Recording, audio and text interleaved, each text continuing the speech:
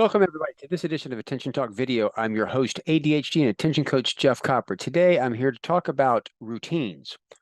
I regularly get people that reach out to me and say, I need coaching because I need a routine. I need a routine. I need a routine.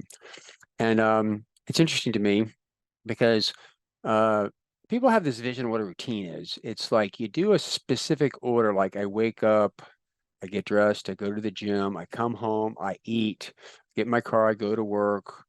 And anyway, there's a sequential type thing that they think that they're supposed to do every day that would be a routine. And what I found is routines don't always look the way you think that they should. Um, what I find is if you just watch people's behavior and study it instinctively, there's some things that make a lot of sense.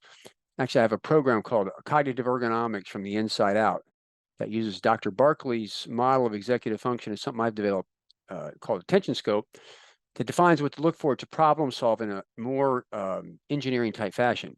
And using the principles of that program, I can begin to watch behavior, and I find that sometimes a person with ADHD, their routine is to address the task that is the least cognitively effortful. And then they do the next task and the next task in terms of effort. And they do that to the point in time where they run into a task that might be multifaceted and ambiguous, which is the definition of really what the ADHD impairment is, and that is having to problem solve inside your head on something that's multifaceted and ambiguous is uncomfortable, and there's an urge to escape. So what happens is the person will deal with those tasks kind of in order until they get to one that's marginally more difficult, and then emotionally that's uncomfortable, and reflexively they go to do something else. This is probably about the point in time that you're finding yourself on YouTube or Instagram or some type of social media or getting up to take a break. Understand that when thinking is really, really difficult, there's an urge to escape.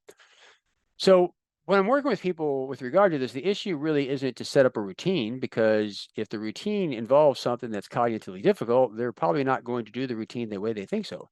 The idea is really to take a look at how you can make thinking easier, right? So that you'll actually do some of these types of things. Another issue, well, anyway, the bottom line is, so if you ever take a look at your behavior and watch yourself, sometimes a routine is not really what you think it is in terms of defined task in a set order. Sometimes you'll do those tasks in the order in terms of cognitive difficulty, which is in fact a routine. And if you try to reorder them without addressing the cognitive difficulty, I think that you'll have a pretty difficult time sticking to it.